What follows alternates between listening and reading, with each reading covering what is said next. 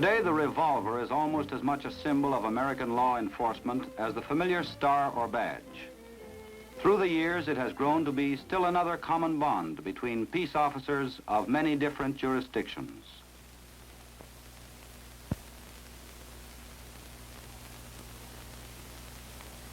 There is a revolver to suit almost any taste. Some officers like a plain model with simple holster to match, such as those issued as regular equipment to special agents of the FBI. Others may prefer an ornate, nickel-plated gun, such as this automatic pistol, with intricate engravings and a tooled leather holster to match. Take your pick, but remember one thing. Plain or fancy, a revolver is no mere ornament or decoration. It's a most important and vital piece of your official equipment. Learn to use it safely and effectively. Your own life or that of someone else may depend on how well you handle it.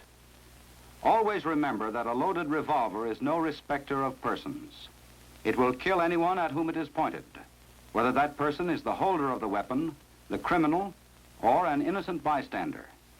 Never point your revolver at anyone unless you are justified and are ready and willing to kill that person.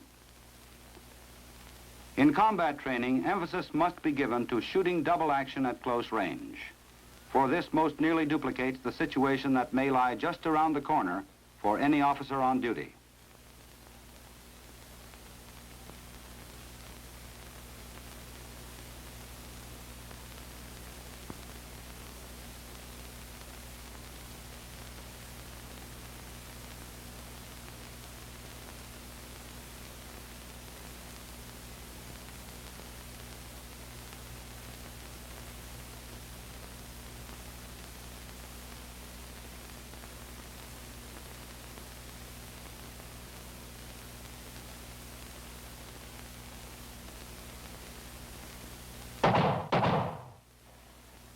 With gun in shoulder holster, this criminal was no match for well-trained officers drawing and shooting double action from hip level.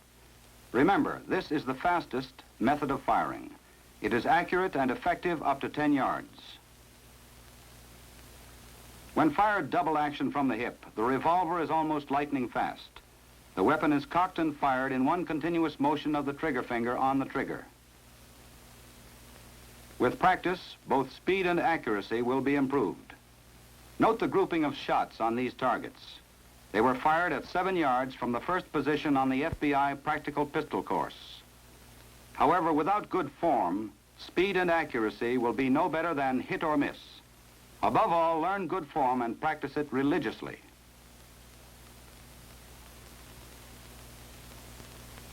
Drawing and shooting from the hip was developed on the Western frontier, where speed with a gun often meant survival. Western style shooting with single-action revolver was inaccurate compared to modern hip-level shooting. Today's draw and shooting from the hip is smooth and continuous, with not a bit of waste motion, and the revolver in front of the shooter is in position to ensure a greater degree of accuracy. A quick draw holster is a necessity. As the shooter goes to a crouch, the holster tips forward, allowing the gun to slide out easily and in line with the target. By facilitating the draw, this holster contributes to safety, speed, and accuracy. Whenever gunplay is anticipated, the coat is unbuttoned. The shooter steps to his left and forward as he reaches for his weapon. Body movement swings the coat aside and away from the gun. As the left foot steps forward, the right shoulder drops. A firm grip is taken on the gun, and it is then dragged from the holster and pointed toward the target. In this on-target position, the forearm is rigid and almost parallel to the ground.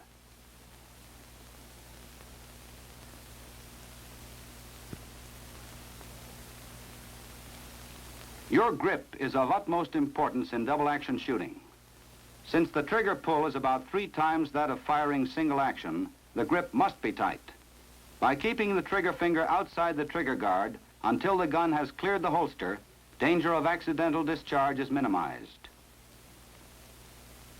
Such a juggling act can be dangerous. It wastes vital time that may mean the difference between life and death.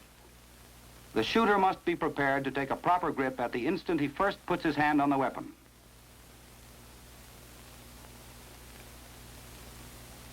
Control of the trigger is another essential. Insert the trigger finger to the first joint or even further. Keep the wrist stiff and the grip tight. Pull the trigger steadily and evenly. Only the trigger finger is moved. Use the other finger to maintain a tight grip on the weapon.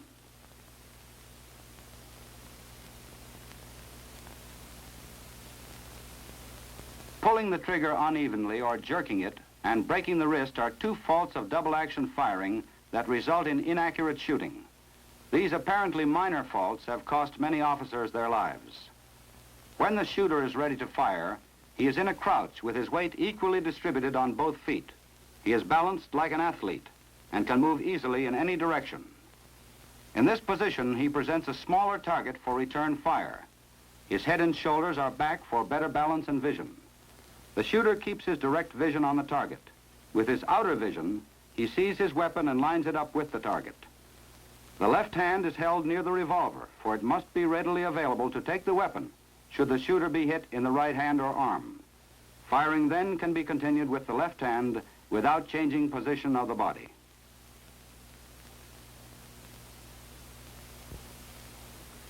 This student illustrates the rule that when the weapon is returned to its holster, the other hand must not assist in any way. Use only the shooting hand. Never cover the opposite hand when holstering your revolver. Make certain you learn how to holster your gun properly, using only the shooting hand.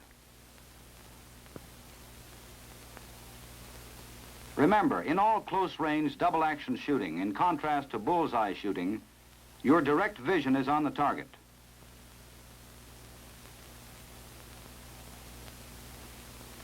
Firing from hip level, the gun will be seen in the outer vision. Your direct vision is still on the target.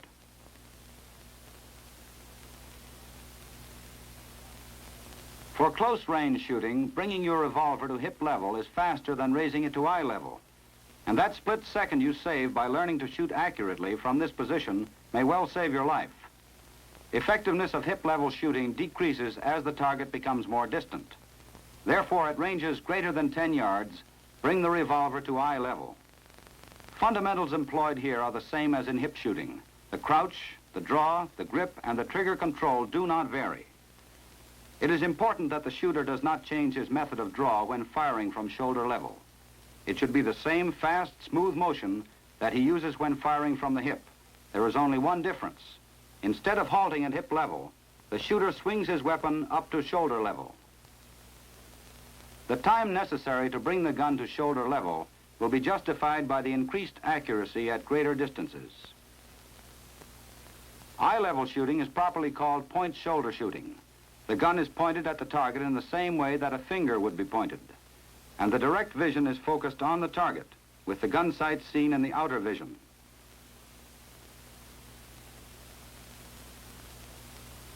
A basic principle in defensive combat shooting is to make yourself as small a target as possible for return fire. The officer in a crouch position is a smaller target than if he were standing upright. In the kneeling position, he further decreases his target size. To assume this position, take a short step forward and to the left. The other knee goes to the ground, and at the same time the shooter draws his weapon as for hip or point shoulder shooting. In addition to being a smaller target, the shooter has adopted a steady position. He is still mobile and can move quickly if it is necessary to do so. Maximum protection from return fire is afforded in barricade shooting.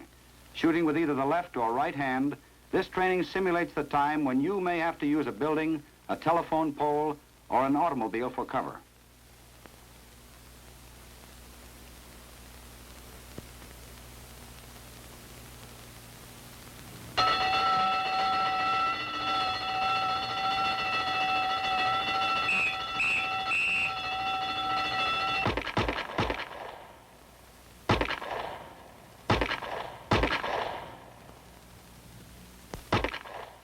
Taking advantage of the best cover available, this officer made himself the smallest target possible.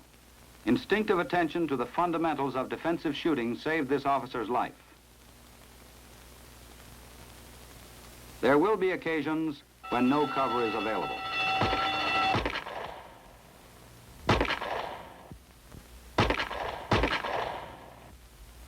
This officer learned his defensive positions well. With no cover available, he dropped to the prone position. With his feet together, he made himself as small a target as possible. And in this support position, accurate shooting up to 75 yards is possible. Constant practice in the fundamentals and positions of revolver shooting is required if a law enforcement officer is to achieve and maintain that shooting skill that one day may save his life. For those in training at the FBI Academy at Quantico, Virginia, a number of disabled weapons are available for such practice.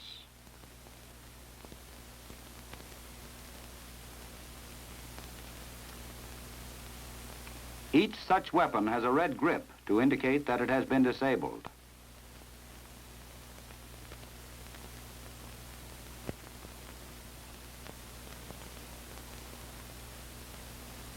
Here, before a full-length mirror, a man can correct flaws in his stance, his grip, and his defensive positions.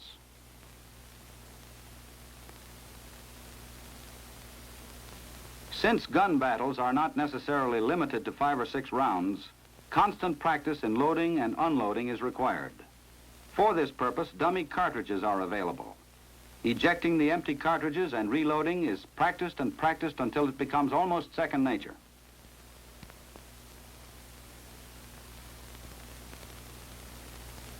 Any police department can easily disable a weapon that is beyond economical repair simply by removing its firing pin. After the disabled guns have been given distinctive red markings, they can be used in the squad room or training school. Dry firing and position practice can be accomplished safely with such distinctively marked, disabled weapons.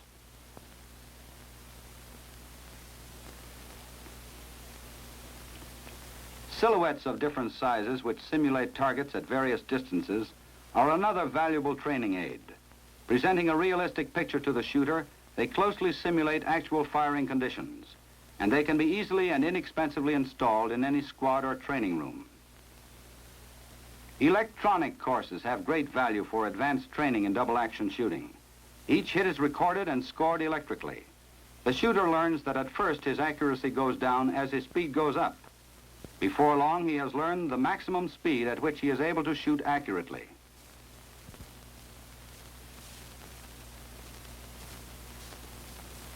On the electronic dueling course, students are in direct competition. Here, essential speed and accuracy are developed under conditions similar to an actual gun battle.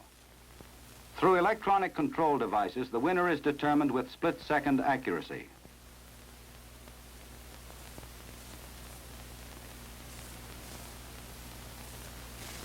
The running man target provides practice in firing at a moving target. It points up the necessity for shooting where the target will be when the bullet arrives, rather than where the target was at the moment the gun was fired.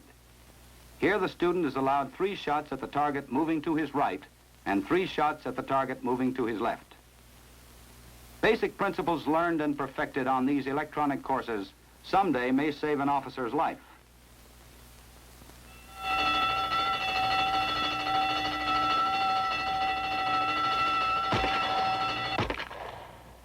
The officer fired from the hip to get the first burglar. Remaining in crouched position, he shot the second, using eye-level point-shoulder technique. He employed basic principles taught in all 3 electronic courses. Because this officer was well trained and kept himself in training, he survived. The revolver can be a lifesaver for the law enforcement officer and the person he is trying to protect. Its presence can even prevent a gun battle entirely, for the criminal will know by the way an officer holds his weapon that he is a well-trained man. In such cases, the criminal may well refuse to shoot it out with him. But there is a price that must be paid for this. That price is thorough training, constantly practiced and regularly renewed on the range. In no other way can you buy the art and skill of fine marksmanship. So learn the fundamentals of good shooting. Practice them regularly and diligently until they become an instinctive part of everything you do with your revolver.